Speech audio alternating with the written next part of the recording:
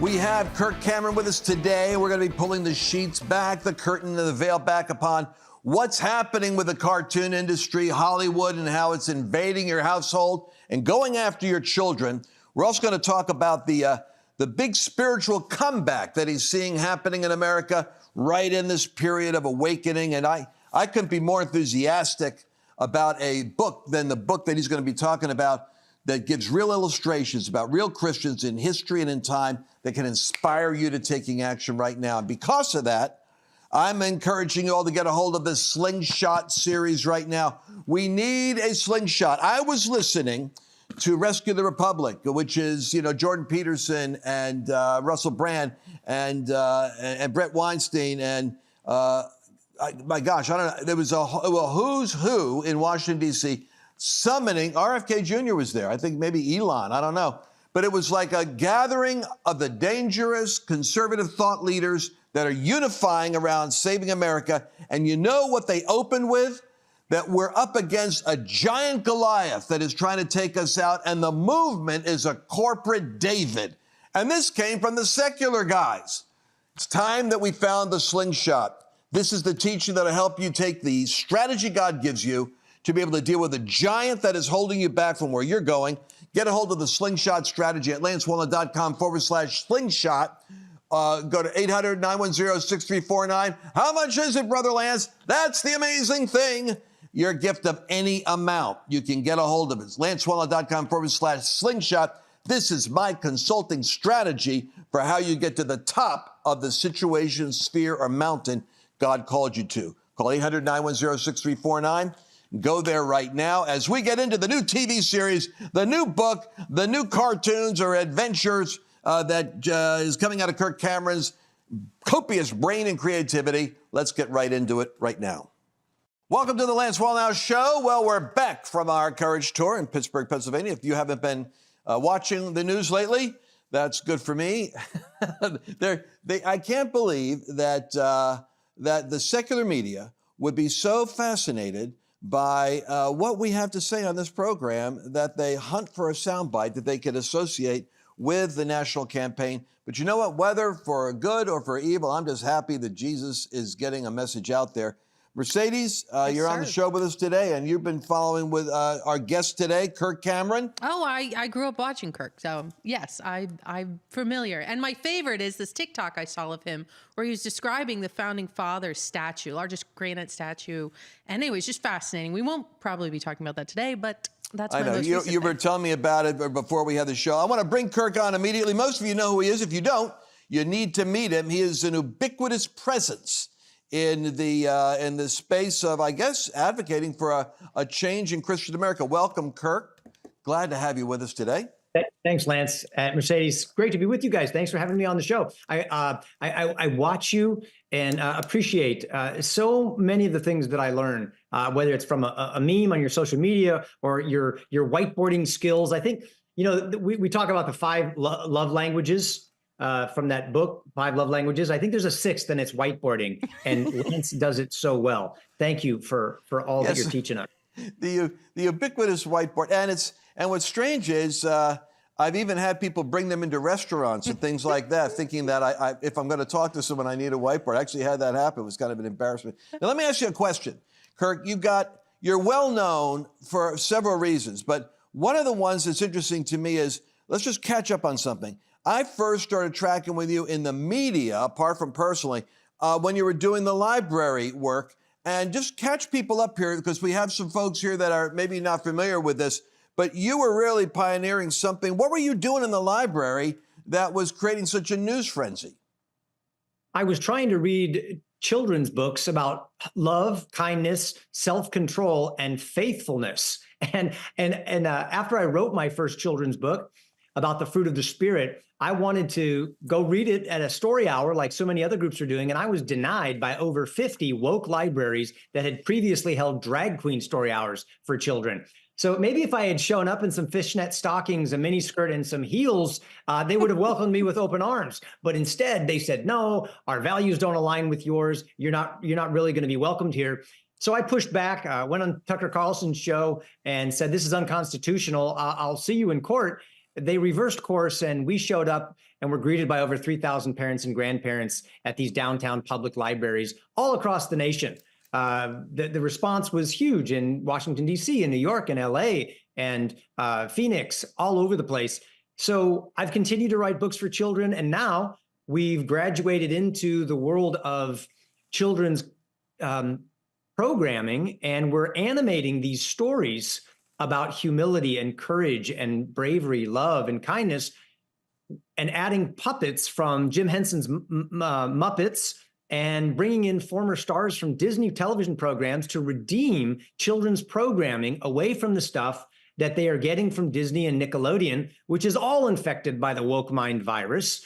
All the books that are coming out for kids to read today that are being tucked into the shelves of public libraries from Scholastic is all of this gender-bending, mind-confusing stuff that parents are livid about. And what we need to do is stop being professional complainers and start creating the materials and building the world we want our kids to live in. So that's what I'm trying to do. Well, let's slow down for folks right now and zero in on what you just said.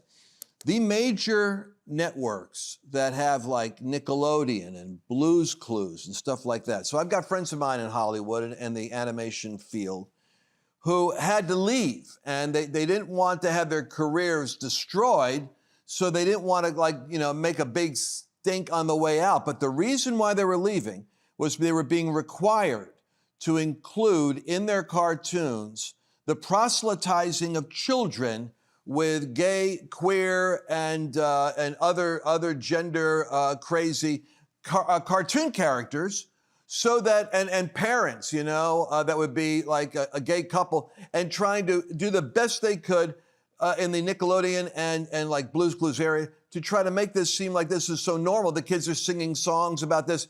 And what I think they were picking up on is something which the average American needs to wake up on, and that is that this isn't just an activist agenda for adults to be who they want to be. This is a proselytizing agenda to convert your children to a way of thinking that is contrary to your own values. And do you think that I'm misstating the situation, or is that pretty much what it is? No, it's right in the bullseye. That's exactly what's happening. Lance, I want to paint this in maybe a different light, and this might be a wake-up call for us. Listen, all that they're doing, those who are part of the Purple Hair Platoon, those that are part of the Rainbow Mafia, and I'm not talking about people who want to live their private life the way that they want to live it. I'm talking about the militant proselytizers who are coming in and they're coming after your children. Really, all that they're doing, they're just picking up our playbook. They're picking up Deuteronomy chapter 6, and they're saying, wait a minute, why don't we just train up their children in the way that we want them to go? How about we just tell them the stories and give them the values when they sit in their homes, not their homes, in our homes, when our children sit in our homes, when they walk along the way, when they get put down to sleep at night, and when they rise up in the morning, we will tell them the stories.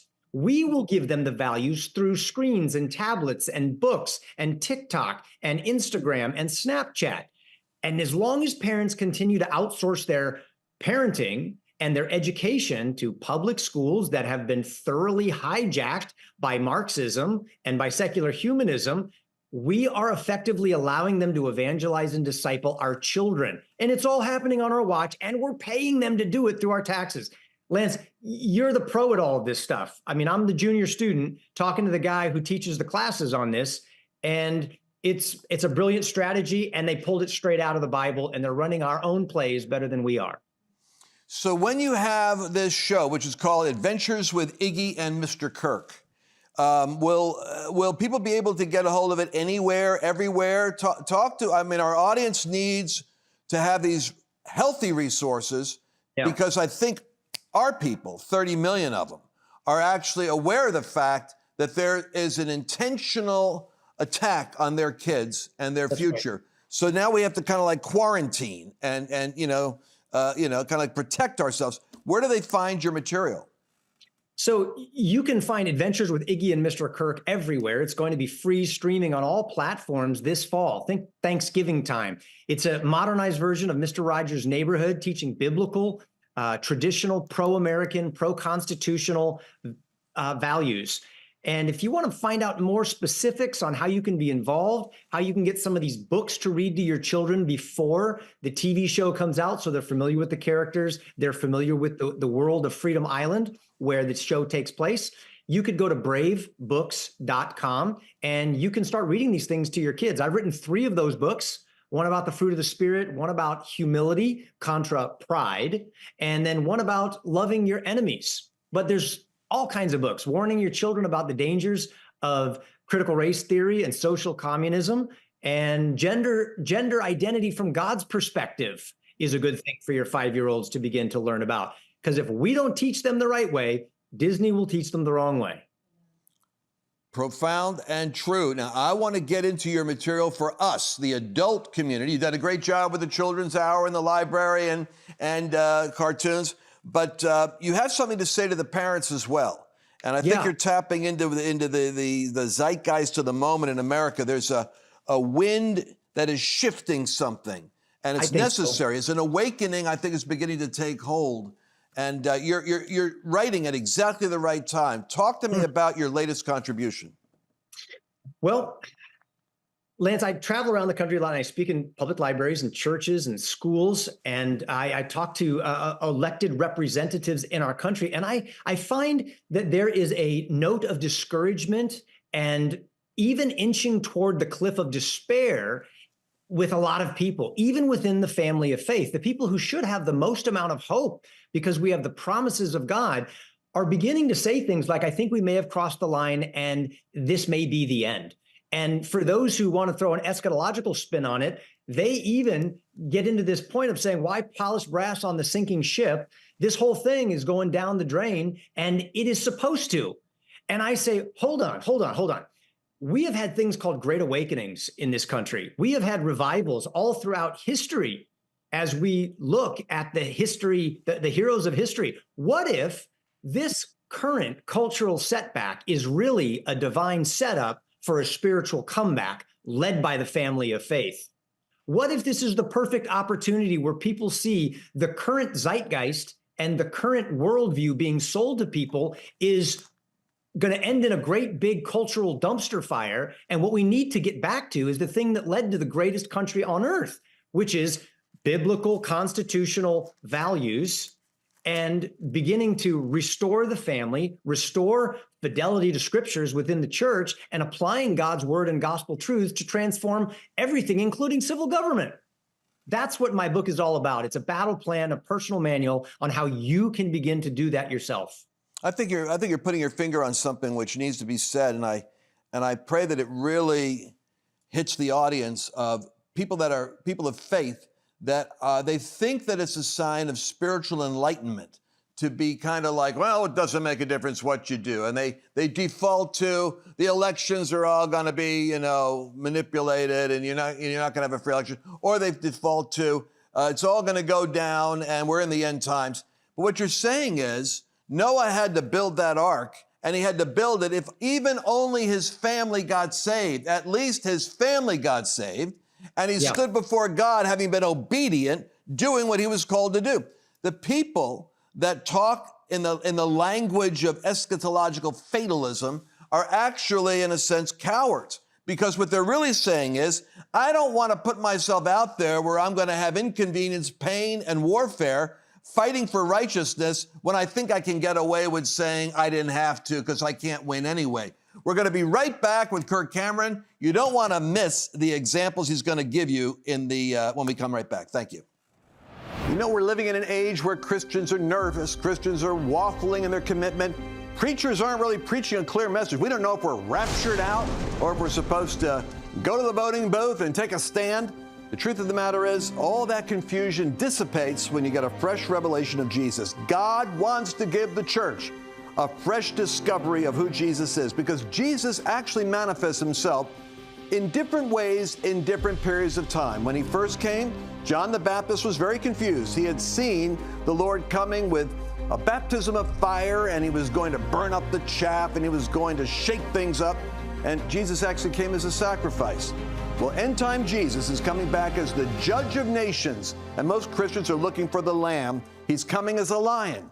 Now, if you get this revelation of who Jesus is right now, it doesn't dissipate the beauty of his merciful forgiveness or his love. It just adds this realization that he's coming with authority, and he wants his church to straighten up its back and begin to realize that the soon coming king is coming as the judge of nations. The revelation of end time Jesus will put a mantle in your life that will embolden you with clarity and confidence, the thing that is missing most in the body of Christ, the fear of the Lord and the boldness of the first century church is about to come to you with this powerful revelation. Go to lancewallnau.com, End Times Jesus. That's lancewallnau.com/End Times Jesus. And you're going to hear this explosive, fresh, new revelation that just came to me recently this year, that God wants the church to straighten up and strengthen itself because Jesus is coming with the armies of heaven, and he's coming to do battle. We're coming back right now with Kirk Cameron, who is announcing a new nonfiction book called Born to be Brave, about a spiritual comeback. I'm so inspired by your language, Kirk, because you're talking about something that's happening now, and there's very few shows that use the word zeitgeist twice, and that makes it very important to me because we're having a more refined 30,000-foot conversation of what's happening in America. This weekend in Washington, D.C., Jordan Peterson and Brent Weinstein and Tulsi Gabbard and Russell Brand. And it was a gathering, a star-studded gathering of conservative-oriented thought leaders and influencers, including RFK Jr., all of them gathering and saying, it takes courage to be here because so many of us are intimidated about being in public, about being in Washington. And they were literally saying it requires courage and clarity to reclaim the country. And these are not even the evangelical leaders who are kind of in the sidelines to a great extent. These are the secular leaders that are saying we must fight for the preservation of America, that in the story of the evolution of nations, they're like human beings. You get old. And when you get old, you get vulnerable and you get feeble. But you also have children. And when you commit to them the important lessons, the next generation rises up. America needs now to commit its lessons to the next generation so that it can sustain itself. And I think that's perfectly in line with what you as an actor, author, and producer are trying to do with Born to be Brave. Is that correct? Yeah, man. Pass the offering plate. Lance, we're having church now, and I love this. This is the kind of preaching that we need to hear from our pulpits, not just Greek studies on something that happened in Leviticus. I'm all for it, but the application of gospel truths and scriptural promises to the cultural situations we're in today is what we need. Man, I got so many things that I want to say. We've got to put an end to cowardly conservative Christians sitting on their couch, watching Fox News, crying in their Chick-fil-A soup, feeling sorry for their grandchildren, hoping for the rapture. Let's get off that program, and let's take a lesson from David, who saw all of his brothers when they were in battle against the Philistines, and they bring out Goliath and say, okay, who you got? And all of them are shaken in their boots, except for the young man David, who runs out there and he's going to take him on. And what he understood was what all his brothers forgot. And that is that Goliath was not the giant, that there was someone so much bigger than Goliath, it made Goliath look like a midget. And he let loose on that stone with that slingshot, connects with a forehead, and the rest is history. And all of his courage transferred to his brothers, and the army was on the attack. What I want to do is to inspire people with true stories, both in history and today, of people who did brave, courageous things because they loved God, trusted his promises, and they had compassion for people. That's where we need to be right now. I'm inspired by that. Born to be Brave. By the way, Mercedes, where can they get Born to be Brave? At Brave Books. I'm assuming in Kirk, let me know. Is it bravebooks.com? I'm thinking it's going to be something like that. LanceWallnau.com/Kirk. Thank you, team in the back. This is your moment. This is what you're supposed to say. I was getting ready a question. You were like, you need to ask a question. I have a question. And that's why I was raising my hand. I was like, I have a question. All right, so we're going to go to Mercedes' question, but I want you to go to lancewallnau.com/Kirk. LanceWallnau.com/Kirk. You say, why go there? Well, that way we can connect with you and we can get Kirk back on and we can have our audience all on the same page. Yeah. Now, LanceWallnau.com/Kirk is where they go. Mercedes, your question. How did you get to this, where you're at now with America's in crisis? The church has got to wake up. You're such a breath of fresh air because kind of like you, we hang out with a lot of people. Like you're saying, they're crying into their Chick-fil-A. And you're like, no, like America's got a destiny. I have kids. I want my children to have children. Like, let's not give up in this moment. So my question is, because I think everybody's kind of like myself, like this is my first time talking to you. I've kind of seen you evolve publicly, right? From the time you're a kid to the time you're really into like street evangelism. And now, you're just on this whole journey. But what inside of you changed from just that Christian that's like, hey, yeah, love people, let's evangelize. And now it's like, no, but there's a faith plus works that we have to be involved with cultural issues. We have to be speaking on these things. We have to be voting. How did you get there? What was your aha? I have a friend who has gone on to be with the Lord. He's part of the great cloud of witnesses now with so many of our heroes from history, who taught me that, Kirk, the gospel's been truncated and it's been put in a tiny little box by for whatever reason, pietists, whatever we want to call them, that doesn't allow it to be like the leaven that leavens the whole lump in a good way, that doesn't allow the gospel and its transformative power to move beyond a person's own salvation. That's not the way that Christians used to look at things. And he would talk to me about heroes of the past who saw the gospel as having victory written all over it, and that the blessing of the gospel would flow as far as the curse is found, not just to my heart and get my kids saved so you can get us out of here and take us to heaven. I love that quote by N.T. Wright, the theologian, who said, the gospel is God's new plan, not to get us from earth to heaven, but to colonize earth with the life of heaven. Amen. I thought, whoa, wait a second. That's a new concept for me, but it's not for the family of faith. When you talk about the Pilgrims who came out of unbelievably difficult times with a king of England who calls himself essentially God on earth and in charge of the church. So you got government and church in bed with each other, led by the same guy, and you don't even have the right to read a Bible, and they get on a little wine ship, cross the Atlantic Ocean with some chickens and a Bible, and start the greatest nation on earth. That's inspiring. That's a little different than the mini missions that churches give men today, to be nice to your wife, stay away from pornography, and by the way, set up the church chairs for the bake sale this weekend and get ready for the rapture. That doesn't inspire your inner Braveheart, does it, Lance? Let's give men a mission and women a mission to heavenize the earth by applying true principles, first in our hearts, then in our homes, in our communities, and the nation. Powerful truth. Now, can you give me an example? Tell me something from the book. I think, do you cover the pilgrim journey here? Give us a sample of what's in that book that is emblematic of courage or Christian activism that we could draw from for today.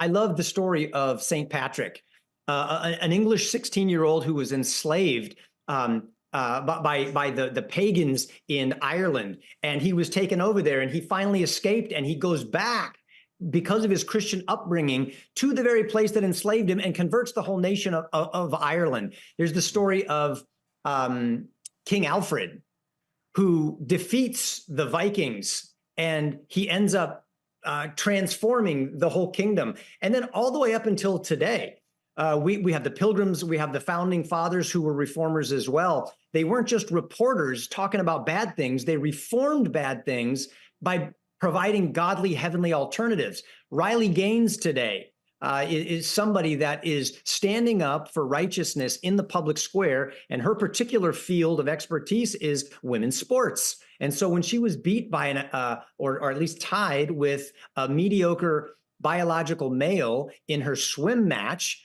she stood up and said, this is wrong. This is just de-dignifying women. This is destroying women's sports. And she is now traveling all over, speaking everywhere, inspiring a nation full of people to stand for righteousness. moms and dads across the country beginning to take back the leadership role in their children's education, men who are beginning to take back what it means to be masculine in this country and not letting pagans and a secular media and culture raise your children for you and turn men into mice. This is happening everywhere, and I'm personally inspired by it. And I know these stories are going to inspire others as well. Wow. I never knew that. So Prince Alfred, you talked about, you were throwing out these historic, Alfred. Yeah, King Alfred of Wessex. Of Essex. Now, this is the kind of history that I don't think I ever learned when I was, maybe I was not paying attention. Yeah. I don't remember any of this. That's right. And Saint Nicholas and all he did to defend the divinity of Christ and in the past, there are so many, but William Wilberforce and so many of the reformers. This is a spirit that dwells in the chests of men who want to go and change their world for the honor of God and the flourishing of humanity, because they understand that the gospel is a totalizing force for the good of everyone. That's why everyone tries to come to this country, whether they're a Christian or not. More opportunity, more freedom, more prosperity. And all of that is dependent upon a biblical philosophy of life. Our founders understood it, and that's why we've got to get back to these things. And nobody else can do it but the family of faith. You want to go to lancewallnau.com/Kirk. This is, if you're inspired right now, you will be doubly inspired reading this book. I can't wait to read it myself because I'm a history buff. And this whole idea, this quote from N.T. Wright, colonizing the earth with the culture of heaven. Folks, we only got 57 seconds left, but the word apostolos, literally in its origin, means the lead ship in an armada that colonized countries. And we're talking about colonizing earth with heaven, bringing heaven to earth, not trying to get people out of earth into heaven. What a powerful reversal. Kirk Cameron, in other ways, how can we keep in touch with you? I'm pushing the book, but can people follow you on social media? Where do they go? Yeah, you can go to my website, kirkcameron.com, but I'm doing something every Sunday and Wednesday live called the American Campfire Revival from my backyard, teaching through this book. You can find me on my YouTube channel, my Facebook channel, X, Rumble, all that stuff. Just check out American Campfire Revival. Well, we're going to have him on again, ladies and gentlemen. Kirk Cameron. This is a guy who produces cultural impact because he packages it. I want everyone to follow that advice. All right, well, we're going to have to end this segment right here. I can't believe the time is over. God bless you all. We're going to be back again tomorrow with another special broadcast you don't want to miss. See you then. Did you enjoy this latest episode? Please remember to share it with your friends, because the more knowledge you have, the better equipped you are to navigate the world.